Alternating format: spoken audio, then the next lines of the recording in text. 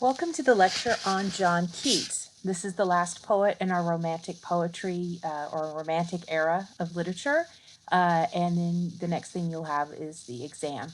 I'm going to go through the PowerPoint that I created for you. This is uploaded in Brightspace. This is basically a very brief bio of him. This is a portrait of Keats. It is based on a portrait by Joseph Severn, and if you've read through this, you know that Joseph Severn is the man that accompanied Keats to Rome and took care of him in his last months as he died of tuberculosis. Um, some background, Keats was born in 1795 in London. He died in 1821 in Rome. That makes him 26 years old when he died. When we consider that he didn't start writing poetry until he was 18, it makes it even more incredible the amount of work that he produced and the quality. His father, he came from very humble beginnings. His father was what we call a hostler. This is someone who works in a stable. He married the owner's daughter and inherited the business, which was quite prosperous. But he died when Keats was, I think, about 8 years old. The year before Keats' father died in 1802, he goes to a very progressive school in Enfield run by a man named Reverend Clark. And unlike Shelley, who was small and not very athletic, Keats only grew to be just about 5 foot tall at his tallest height, but he was very excellent at sports. He excelled at them. And more importantly, that at Enfield, he meets the headmaster's son, Charles Cowden Clark. So Clark grows up to be a writer and an editor himself, and he's a friend of Keats. He's someone that Keats can talk to, who kind of mentors him. And one of the most important things that Clark does for Keats is that he really exposes him to the fine arts, music, theater, and literature. And Keats rapidly forms a love of classical literature like the Greeks, but also Spenser and Shakespeare. Probably Spenser is his favorite more than Shakespeare, if you had to say one, but he's just so moved by this literature that he's all of a sudden being able to read. So after his father dies, his mother, I think your book says that she was loving but neglectful. She gets married, she moves away, they don't see her for like 4 or so years. And then she moves back, and by this time she's ill and eventually turns into tuberculosis, which she dies of in 1810.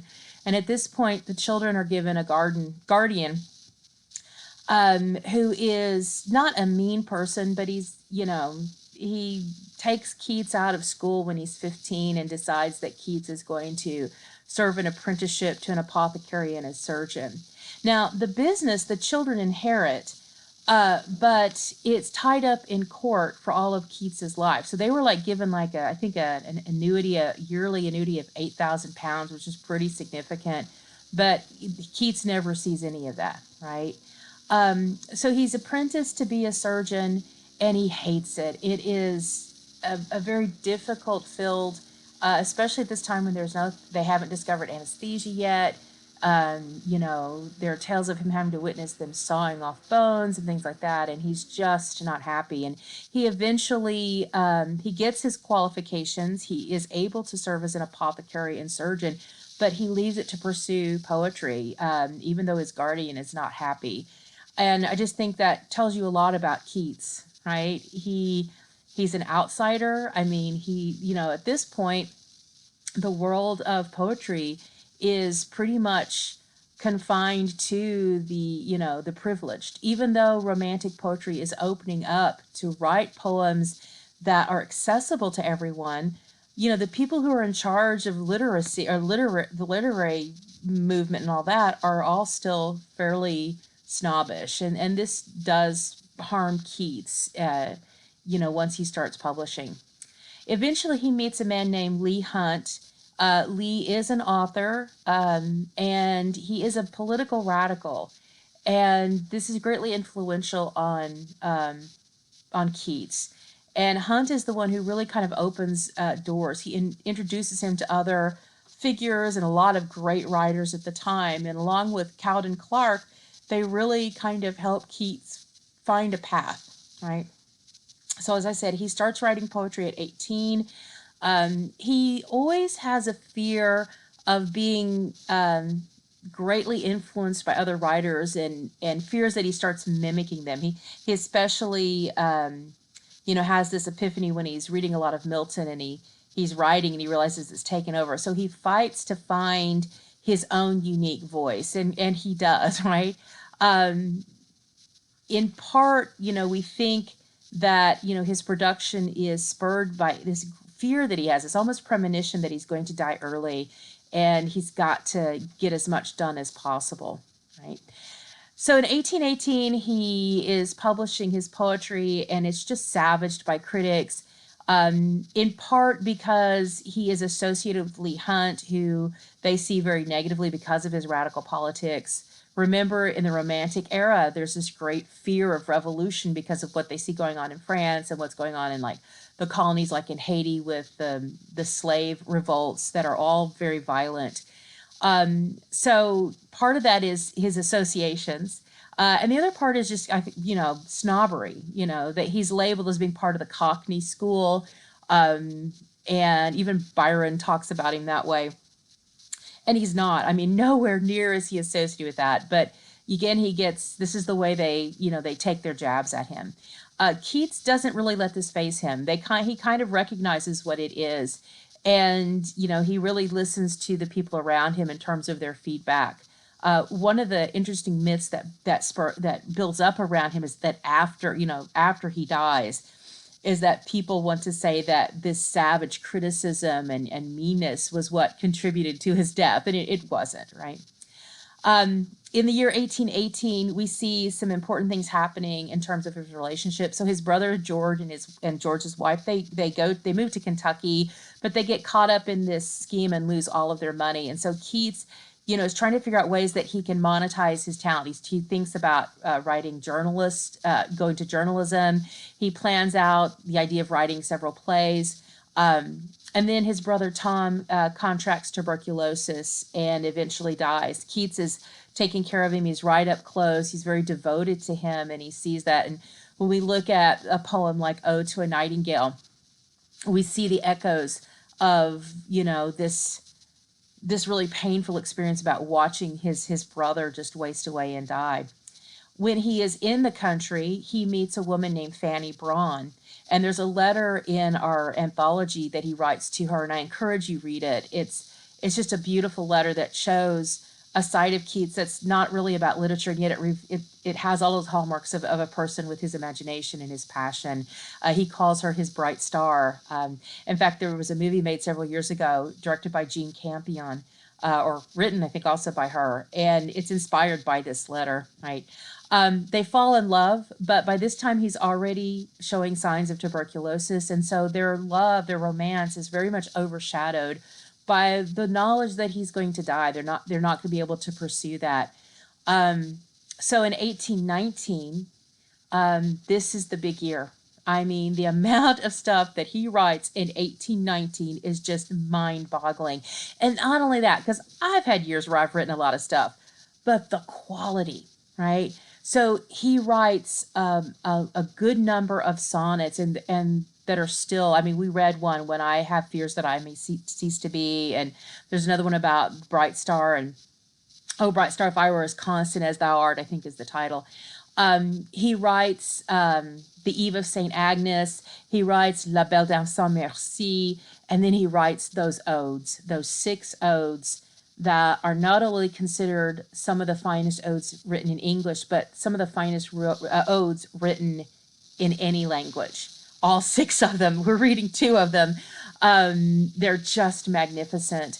And what's amazing is that he rejects the Pindaric ode, which is the classical kind of ode form, and he makes it his own.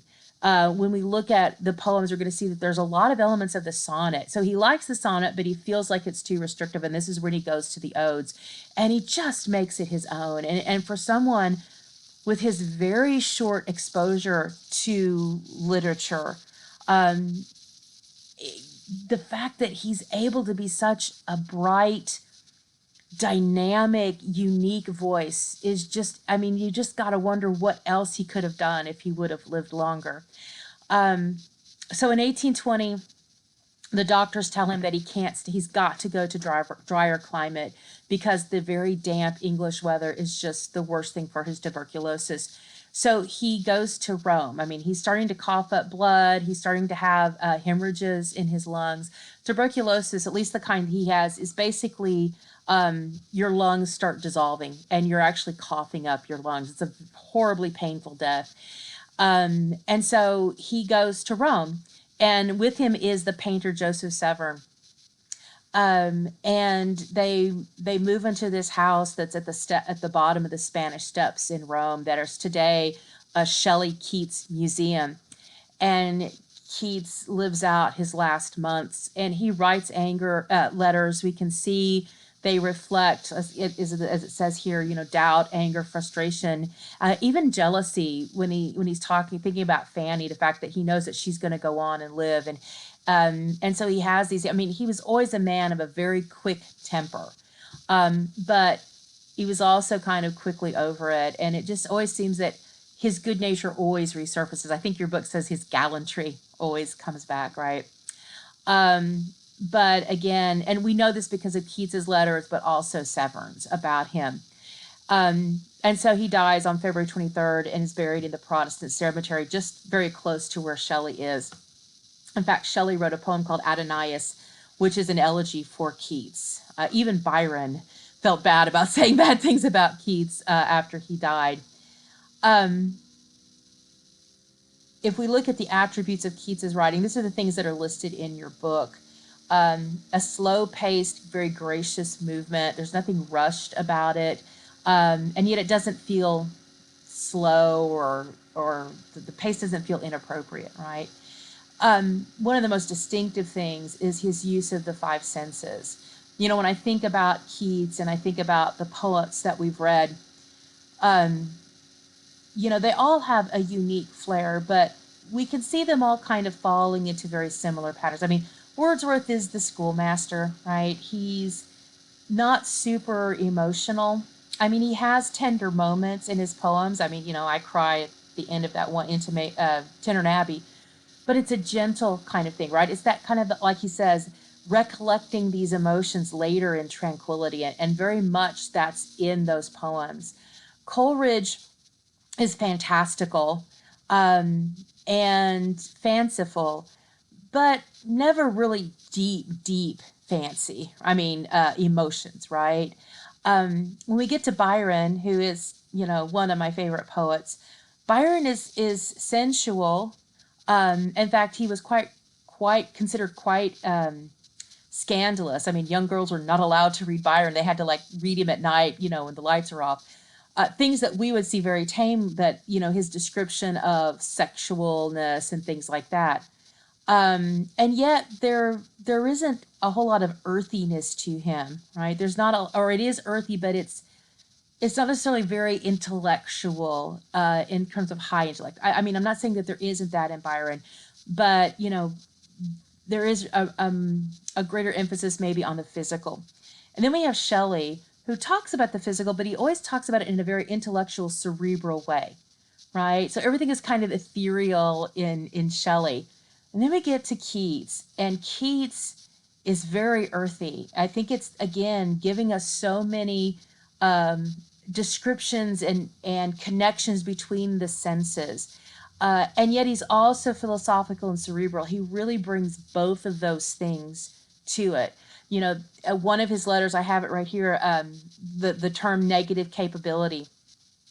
This is one of those things about Keats that people kind of talk about. What do they think it really means? It's again, an interesting concept, but as the best way to describe it, the most traditional way, and this is kind of paraphrasing what he says in his letter, is that it's the belief that poets must learn to exist in uncertainty and doubt, that they can express truth without the need for logic or certainty. It's really kind of this leap of faith, right?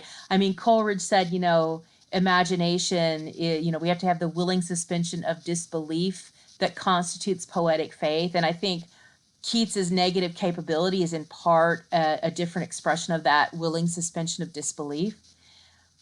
But added to Keats is this idea that the poet kind of disappears in the poem.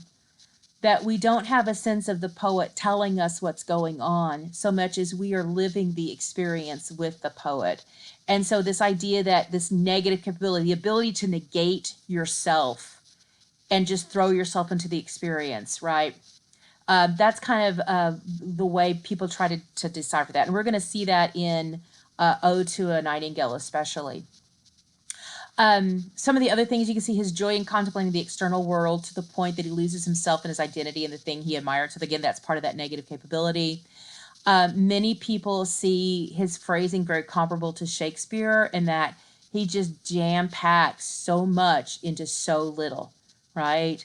And the belief that experiences are a conflict between opposites. And we're going to see that in quite a few of his poems. Agony and ecstasy, right? There's the joy in pain, right? A sweet sorrow. He's really always putting these opposites in